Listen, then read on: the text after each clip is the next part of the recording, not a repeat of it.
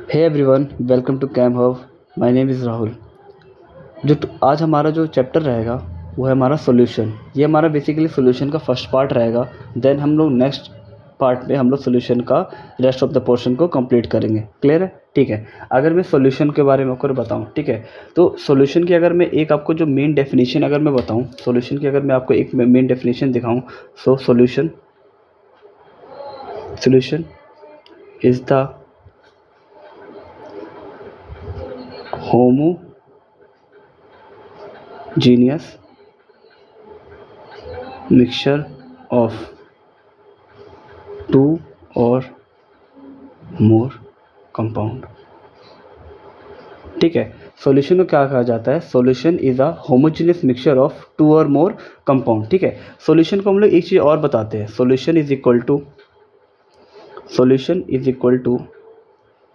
Solute plus solvent. ठीक है, हम लोग यही बताते हैं। लेकिन जब हम लोग इस चीज़ को डिफाइन करते हैं तो ठीक है, इसी बीच में हम लोग एक हमारे पास तीन अननोन वर्ड आए। एक मेरे पास क्या है, होमोजेनियस मिक्सचर क्या होता है, एक सोल्यूट क्या होता है, एक सॉल्वेंट क्या होता है। ठीक है, तो सबसे बड़ी मेन चीज़ अगर हम सॉल्यूशन की डेफिनेशन देखें तो वहाँ पर तीन वर्ड हमारे कॉमन मिलते हैं, एक होमोजेनियस, सोल्यूट और एक सॉल्वेंट। तो धीरे धीरे करके हम तीनों इस पर हम डील करते हैं। ठीक है। होमोजेनियस मिक्सचर किसे कहा जाता है?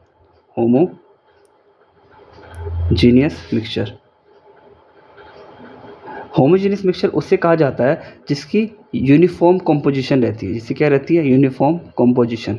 अभी भी समझ नहीं है उतना, ठीक है, लेकिन और अच्छे तरीके से देखते हैं कि होमोजेनियस मतलब जिसकी यूनिफॉर्म कंपोजिशन रहे। इसका भी मतलब ये रहता है जिसके पार्टिकल को हम अपने नेकेड आई से जिसके पार्टिकल को हम लोग नेकेड आई से डिफ्रेंशिएट ना कर सके, तो उस टाइप के मिक्सचर को हम लोग क्या कहते हैं?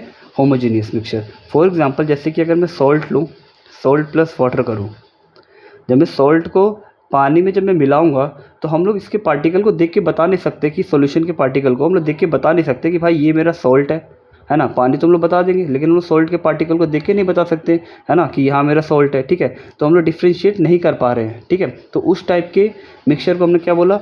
होमोजीनियस मिक्सचर बोला। क्लियर है? नेक्स्ट जो हमने वर्ड सुना, एक वर्ड और बता देता हूँ, होमोजीनियस से निकलता है हेट्रोजीनियस मिक्सचर। ठीक है। हेट्रोजीनियस मिक्सचर वो मिक्सचर होते हैं जिसके पार्टिकल को आप लोग क्या कर पाओ, नेकेड आई से क्या कर पाओ, डिफ्रेंशिएट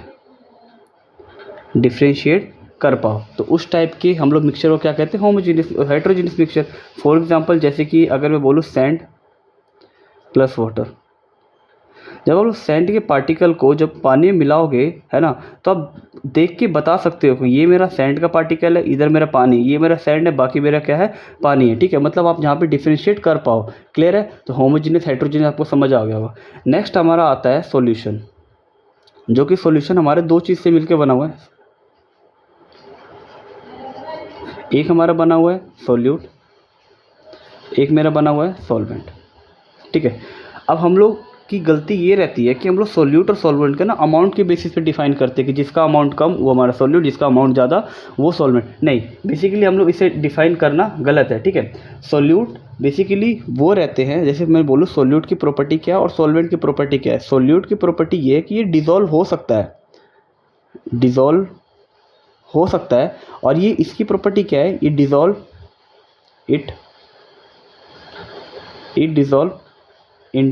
इन इट।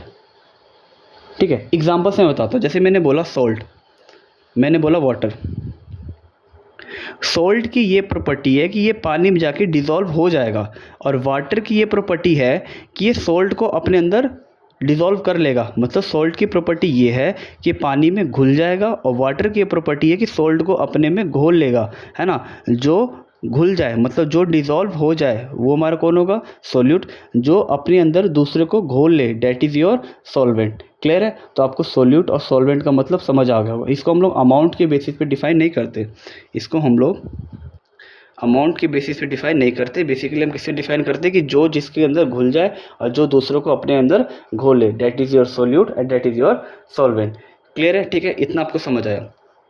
तो सॉल्यूशन हमारे क्या क्या हो सकते हैं, सॉल्यूशन हमारे क्या क्या हो सकते हैं। देखो सॉल्यूशन वर्ड हमारे जैसे कि बोलूँ तो हमारा सॉलिड भी हो सकता है, ये हमारा लिक्विड भी हो सकता है, ये हमारा ये गैस भी हो सकता है। ठीक है, तो हम लोग तो एक बार के लिए लिक्विड तो समझ आता है, गैस तो समझ आ जाता है, लेकिन हमें सॉलिड में समझ नहीं, सॉलिड का कहने का मतलब है क्या, है ना। तो सॉलिड में आपने एक वर्ड का नाम सुना होगा, अलॉय, है ना। अलॉय का नाम सुना होगा, जैसे कि अलॉय की अगर मैं आपको एग्जांपल बताऊँ, स्टील, है ना, और एग्जांपल बताऊँ तो ब्रॉन्ज, है ना। ये कैसे बनते हैं, स्टील मेरा कैसे बनता है, Fe प्लस Cr प्लस में निकल, जब आयरन क्रोमियम और निकल को मिलाते हैं तो हमारा क्या बनता है, स्टील बनता है। क्लियर है। और उसी तरह हम ब्रोंज हमारा कब बनता है, जब कॉपर और हम लोग किसको मिलाते हैं, टिन को, Sn का मतलब होता है टिन। ठीक है, जब हम लोग इसको मिलाते हैं तो हमारा क्या बनता है, ब्रोंज आके बनता है। तो देखो ये तो था तो लेकिन सॉलिड, लेकिन है क्या एक, ये भी एक क्या है, सॉल्यूशन है, क्योंकि मिक्सचर से मिलकर बना हुआ है। क्लियर है। लिक्विड का आपको पता होगा, गैस का हमें अच्छे से पता है। ठीक है, अगर मैं लिक्विड का अगर फिर से बताऊँ तो सॉल्ट प्लस में वाटर। ठीक है, अगर मैं आपको गैस का बताऊं तो गैस का तो हमारे देखो एटमॉस्फेयर एग्जांपल है, एटमॉस्फेयर में हमारा क्या डिफरेंट डिफरेंट गैसेस है, डिफरेंट गैसेस के बताएं तो आपस में क्या मिक्सचर हो रखे। ठीक है, तो उससे हमारा क्या बन रहा है, सॉल्यूशन बन रहा है। ठीक है, हम लोग अब आगे चलते हैं। क्लियर।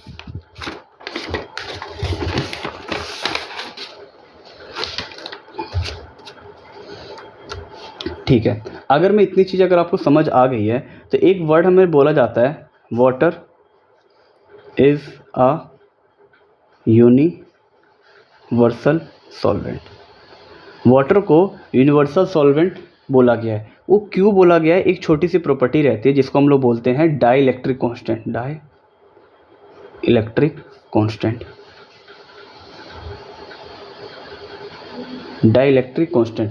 ठीक है, जिसकी डाई इलेक्ट्रिक कॉन्स्टेंट की वैल्यू ज़्यादा, है ना, वो क्या रहता है, यूनिवर्सल सॉल्वेंट क्या आता है। डाई इलेक्ट्रिक कॉन्स्टेंट की बेसिकली आप लोगों ने अगर मैं बताऊं तो ट्वेल्थ क्लास में फिजिक्स में एक इलेक्ट्रिक पोटेंशियल नाम का चैप्टर आता है, इलेक्ट्रिक पोटेंशियल नाम का चैप्टर आता है। उसके अंदर हम लोग पढ़ते हैं कैपेसिटर, कैपेसिटर के अंदर ये डाई इलेक्ट्रिक को पढ़ाया जाता है। ठीक है, तो डाई इलेक्ट्रिक जिसकी वैल्यू, डाई इलेक्ट्रिक की वैल्यू ज़्यादा, जिसकी क्या होगी, डाई इलेक्ट्रिक मतलब के की वैल्यू ज़्यादा, है ना। तो कंसिडर किया गया कि वाटर जो होता है ना, वाटर की डाई इलेक्ट्रिक कॉन्स्टेंट की वैल्यू बहुत ज़्यादा होती है ना। वाटर की क्या होती है, डाई इलेक्ट्रिक कॉन्स्टेंट की वैल्यू बहुत ज़्यादा होती है, इसलिए वाटर को क्या बोला गया, यूनिवर्सल सॉल्वेंट। क्लियर है, इतनी बात आपको समझ आ गई होगी। क्लियर है। ठीक है, अब मैं आगे चलता हूँ तो मैं अगर आपको एक चीज़ बताऊँ, जैसे कि हम लोग पढ़ेंगे आगे, जो हम लोग चीज़ें पढ़ने वाले हैं, हम लोग पढ़ने वाले हैं solution on the basis of composition, solution on the basis of composition. अगर मैं कॉम्पोजिशन की बात करूँ तो हमारे पास डिफरेंट तरह के सॉल्यूशन जैसे होते हैं, बाइनरी सॉल्यूशन, है ना, और क्या रहते हैं हमारे टर्शरी सॉल्यूशन होते हैं। ठीक है, बाइनरी सॉल्यूशन मेरे कहने का मतलब क्या, जैसे कि आपने लिया शुगर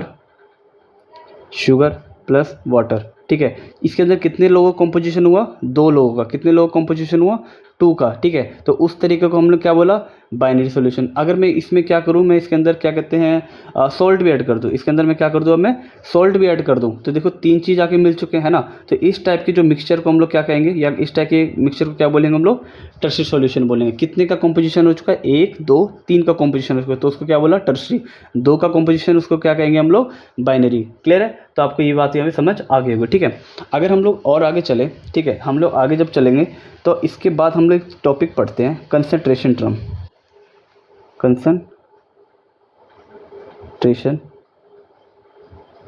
इसके बाद हम लोग ना कंसंट्रेशन टर्म्स को डील करते हैं। ठीक है, कंसंट्रेशन टर्म बेसिकली सॉल्यूट की प्रॉपर्टी है,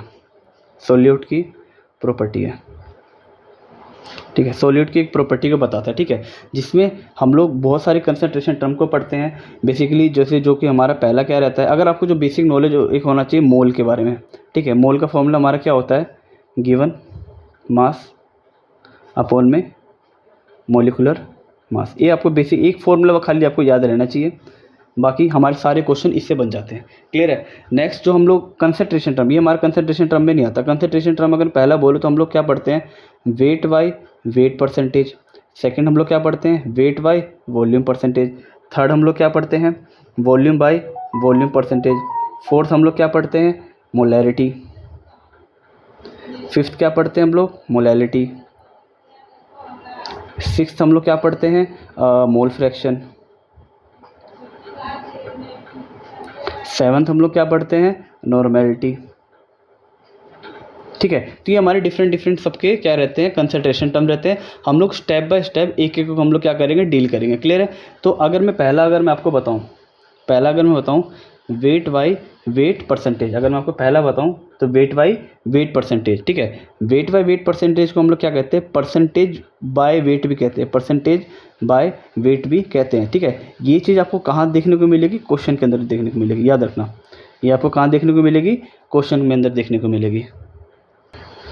ये आपको कहाँ देखने को मिलेगी, क्वेश्चन में देखने को मिलेगी। ठीक है, अगर मैं आपके इसमें बताऊं कि आपसे कैसे सवाल आता है, मतलब देखो कंसंट्रेशन टर्म ना सब लोग जब भी देखते हैं तो उन्हें ये लगता है कि अगर हमें फॉर्मूला याद होगा तुरंत कर लेंगे। ठीक है, कई बार क्या होता है कि फॉर्मूला हमारा अप्लाई नहीं हो पाता क्योंकि क्वेश्चन को वो फॉर्मुलेट करके बताता है। ठीक है, तो हमें इसके क्वेश्चन को रीडिंग करना आना चाहिए। ठीक है, हम लोग इस क्वेश्चन को जब रीड करना सीख जाएंगे ना तो हमें फॉर्मूले अपने आप बन जाएंगे, सॉल्यूशन वो अपने आप ही आ जाएंगे अगर हम लोग क्वेश्चन को अच्छे से रीड करना सीख जाए। ठीक है, बेसिकली अगर मैं आपको ये बोलूँ, अगर मैं बोलूँ 10% by weight, 10% by weight of NaOH solution, of NaOH solution, ये लाइन मेरे को कहना क्या चाहती है, 10% by weight of NaOH solution, है ना। ये लाइन मेरे को बेसिकली कहना क्या चाहती है, ये लाइन मेरे को कहना चाहती है कि 10 gram of NaOH, 10 gram of NaOH is present in 100 gram of solution. बस मेरे को ये बात ये कहना चाहते हैं कि 10 gram of NaOH is present in 100 gram of solution. ठीक है, तो इसका कहने का मतलब क्या हुआ, जो 10 ग्राम है, जो 10 ग्राम हो कितने प्रेजेंट है, वो 100 में प्रेजेंट है। क्या ये वाली बात आपको समझ अच्छे से आ गई होगी। लेकिन जब मैं 10 ग्राम की बात करूंगा, जब मैं 100 ग्राम की बात करूंगा, तो 10 ग्राम बेसिकली होगा क्या मेरा, ये सोल्यूट, ये मेरा क्या किसका वेट था, सॉल्यूशन का वेट था। तो हमने किसका रेशियो लिया, सॉल्यूट का अपॉन में सॉल्यूशन का। तो ऊपर हमने क्या लिया, वेट ऑफ सॉल्यूट अपॉन में क्या लिया हम लोगों ने, वेट ऑफ सॉल्यूशन, है ना। ये हमारा क्या है, वेट बाई वेट। अगर यहाँ पे परसेंटेज आ जाए तो क्या कर देंगे, मल्टीप्लाई बाई 100। तो देखो ये हमारा किसका फॉर्मूला आ गया, वेट बाई वेट परसेंटेज का। क्लियर है। ठीक है, मूव अप टू नेक्स्ट। हमने क्या देखेंगे, वेट बाई वेट देख लिया, हम अगला क्या देखेंगे, वेट बाई वॉल्यूम। नेक्स्ट अगर मैं आपको डील कराऊं, ठीक है, अगर मैं ऐसे बोलूं 10% वेट बाई वॉल्यूम ऑफ क्या, NaOH is present in solution, is present in solution. तो देखो ये लाइन क्या कहना चाह रहा है, ये लाइन ये कहना चाह रहा है कि 10 gram of NaOH is present in, अब देखो यहाँ पे क्या आ गया, वॉल्यूम आ गया, तो वॉल्यूम के लिए वॉल्यूम के टर्म पे जाएंगे, है ना। तो 10 gram of NaOH is present in 100 ml of solution. तो बेसिकली हमने इसका किसका रेशियो लिया, 10 ग्राम वर्सेस 100 ml का। तो मैंने किसका रेशियो लिया, ऊपर में 10 ग्राम अपॉन में क्या लिया मैंने, 100 ml। तो 10 ग्राम मेरे पास क्या है यहाँ पे, वेट ऑफ सोल्यूट, हाँ कि ना, और 100 ml क्या है मेरे पास, वेट वॉल्यूम ऑफ सॉल्यूशन। ये मेरा क्या है यहाँ पे, वॉल्यूम ऑफ सॉल्यूशन। ठीक है, तो इसी तरह से अगर मैं इसका रेशियो निकालूँ, हमने क्या लिखा, 10 ग्राम मेरे क्या ऊपर पे वेट ऑफ सोल्यूट है, अपॉन में नीचे क्या है हमारा 100 का मतलब क्या हो गया, वॉल्यूम ऑफ सॉल्यूशन। ये किसका रेशियो आया हमारा, वेट बाय वॉल्यूम का है, लेकिन वेट बाय वॉल्यूम परसेंटेज बोल दो तो क्या कर दोगे आप यहाँ पे, मल्टीप्लाई बाय 100।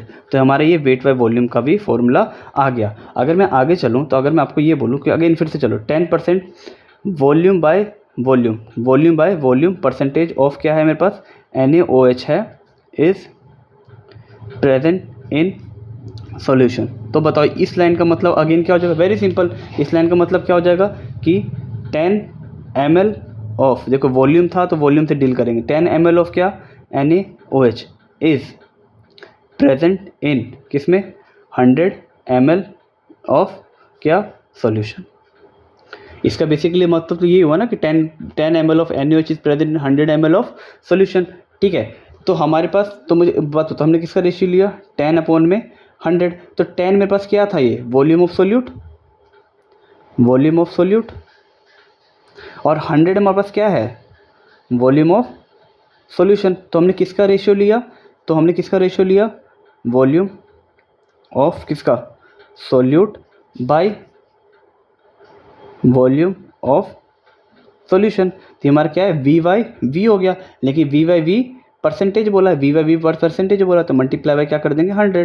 तो देखो ये हमारे तीनों चीज़ें बहुत ईजिली क्लियर हो गई, ठीक है। तो अभी तक मैंने आपको 3 चीज़ करवा दी है, वेट बाई वेट परसेंटेज हो चुका है, वेट बाई वॉल्यूम परसेंटेज हो चुका है, और वॉल्यूम बाई वॉल्यूम परसेंटेज हो चुका है, ठीक है। तो नेक्स्ट जो हम लोग डील करेंगे, ठीक है, जो हम लोग नेक्स्ट डील करने वाले हैं वो हमारा क्या होने वाला है, मोलैरिटी।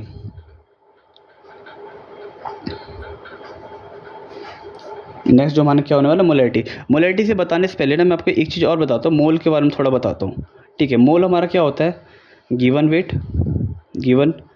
वेट अपॉन में molecular weight, given weight upon में मोलिकुलर वेट। जैसे कि अगर मैं आपको एक सिंपल सा क्वेश्चन दूँ, क्वेश्चन में ये बोलूँ मैं 20 gram of CaCO3, 20 gram of CO3 find its mole, find mole. तो ये देखो 20 ग्राम मेरे पास क्या है, गिवन वेट। मोलिकुलर वेट किसका होगा, CO3 का। CO3 का मोलिकुलर वेट कितना आता है मेरे पास, यहाँ पे 100 आता है। 100 कैसे आता है, 40 + 12 प्लस में 48, डेट इज इक्वल टू 100 ग्राम। ये कितना दे रखा है, 20 ग्राम। तो मोल कितना हो जाएगा मेरे यहाँ पे, मोल कितना हो जाएगा 20/100।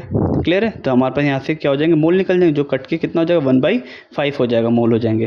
क्लियर है। तो CaCO3 के मोल कितने हो गए, 1/5, ठीक है। ये तो मैंने आपको मोल बताया, लेकिन मैं क्या पढ़ा रहा था आपको, मोलैरिटी। हम लोग देखते हैं मोलैरिटी को कैसे डील करना है। हम लोग पहले फॉर्मूला नहीं पढ़ेंगे। अभी तक मैंने आपको जितनी भी कंसंट्रेशन टर्म्स पढ़ाई, जिसके मैंने अभी तक किसी के आपको पहले फॉर्मूला नहीं बताए, ठीक है। हमने फॉर्मूला कैसे डिराइव हुआ, हमने पहले उस चीज़ को डील किया, ठीक है। सेम एज इट इज़ हम लोग मोलैरिटी में देखेंगे, ठीक है। आपसे सवाल में पूछता क्या है, फिर आप फॉर्मूला कैसे बना सकते हो, ठीक है। हमारा क्या था, कब पढ़ रहे थे, मोलैरिटी, ठीक है। मोलैरिटी देखो बेसिकली अगर आपको देखो क्वेश्चन में क्या मिलेगा, क्वेश्चन में कैसे मिलेगा, 2MnAOH, सॉरी 2M का मतलब, M का मतलब क्या होता है, मोलैरिटी को हम लोग कैपिटल M से डोनेट करते हैं। अगर क्या बोलूँ, 2M ऑफ NaOH, एक वर्ड और, हम इसको मोलर से भी डोनेट करते हैं। किससे डोनेट करते हैं, मोलर से। या मैं बोलूँ 2M बोलूँ, या मैं क्या बोलते हैं यहाँ पे 2 मोलर, तो बात एक ही रहेगी, ठीक है।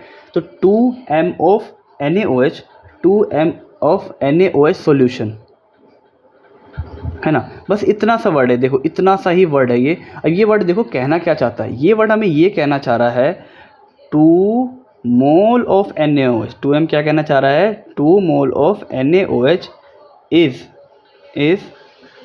is present in 2 mole of NaOH is present in 1 litre of solution, 1 litre of solution. बस हमारे ये देखो इतना सा वर्ड आपको ये मिला हुआ है, ठीक है।